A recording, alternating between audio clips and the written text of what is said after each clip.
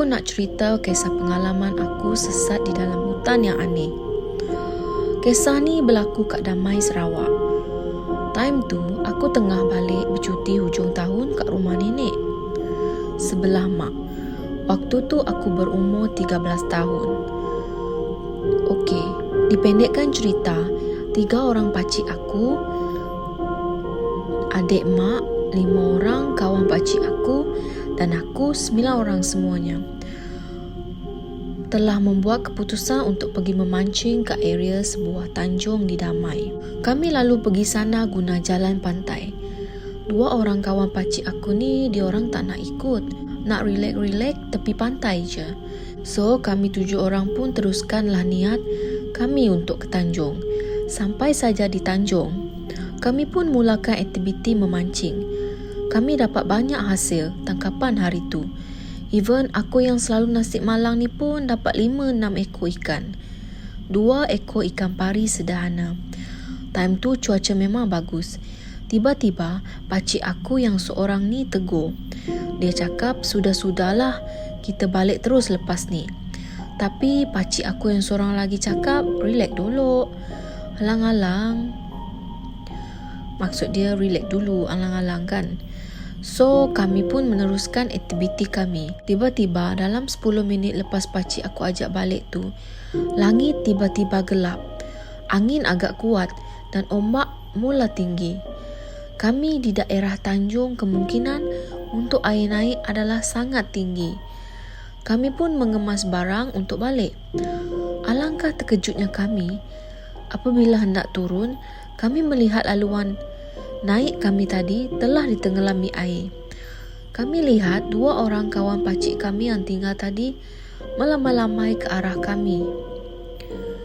So, seorang kawan pakcik aku ni cadangkan kami balik guna jalan masuk hutan. Hutan tu taklah sebesar mana. Boleh dianggap laluan berluka tapi berpokok tinggi. Kawasan tu di bawah penyeliaan kem permai. So, kami pun ikutlah cadangan kawan pakcik aku tu. Memandangkan hujan lebat, kami pun berjalan sambil bersembang dan gurau senda. Then, kami berjalan, tapi tak sampai-sampai.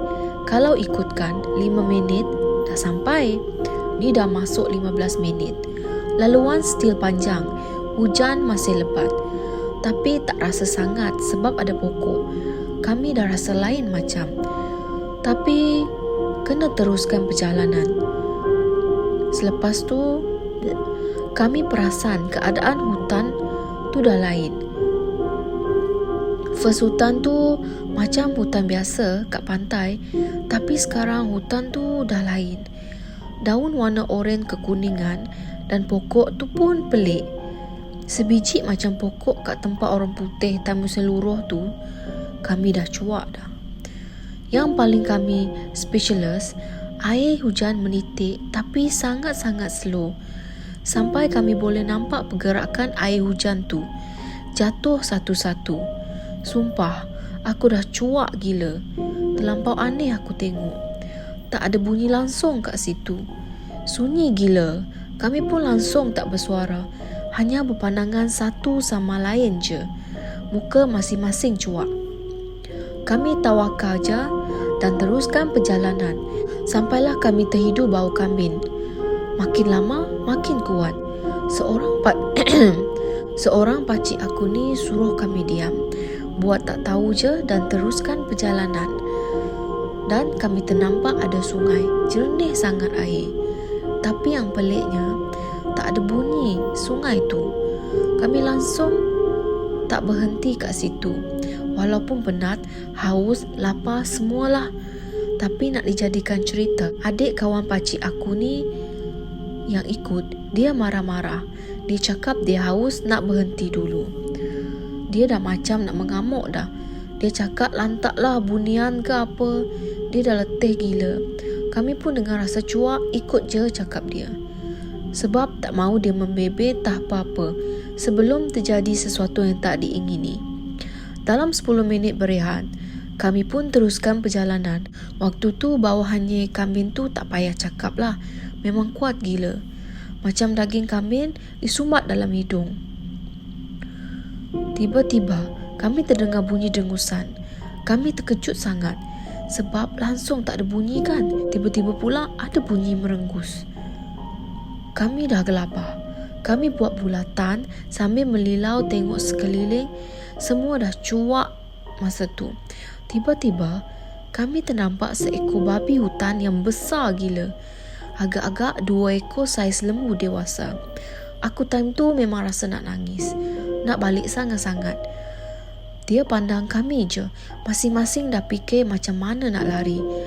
Dan seorang pakcik aku ni tiba-tiba dia pergi ke depan sikit. Dia cakap apa tah? Yang pasti dia cakap jangan kacau sebab kita orang tengah sesat. Minta tolong lepaskan kita orang.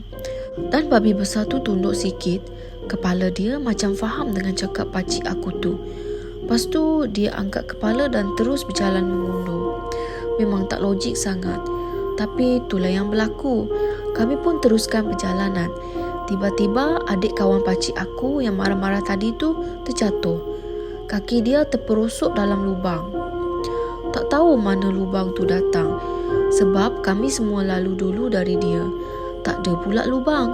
Kaki dia terperosok sampai pangkal paha. Sebelah kaki je. Kami dah cuak nak mampus. Tarik-tarik tak boleh. Dia dah nangis dah. So abang dia ambil keputusan untuk azan. Lepas azan dia suruh adik minta maaf. Adik dia sempat lagi tanya, minta maaf untuk apa? Abang dia dah marah, cakap minta maaf je lah. Adik dia ni nangis-nangis sambil tahan sakit. Dia minta maaf. Tak lama lepas tu, abang dia tarik dia. Dengan kuasa Allah, dia dapat lepaskan kaki dari lubang tu. Kami masing-masing tak nak cakap apa-apa. Semua dah faham. Aku zikir dalam hati je mampu. Selepas tu, tiba-tiba handphone pakcik aku berbunyi. Kami semua terkejut. Sebab kami dah cuba call sebelum ni tak ada line. Dia cepat-cepat angkat. Rupanya kakak aku yang call. Dia cakap dia dah tunggu depan kem permai dengan pakcik aku yang seorang lagi. Dia ingat baru nak join kami lepak kat pantai. Kami pun mula bercakap serentak sampai kakak aku tak faham. Punyalah happy sebab dapat minta bantuan. Kami cakap yang kami sesat. Kakak aku dengan pakcik aku yang seorang tu siap gelak-gelak. Macam mana boleh sesat? Berluka je kot. Lepas habis call tu, kami terdengar suara orang ramai-ramai. Kami ikut mana datang suara tu. Kami perasan hutan tu dah macam biasa balik.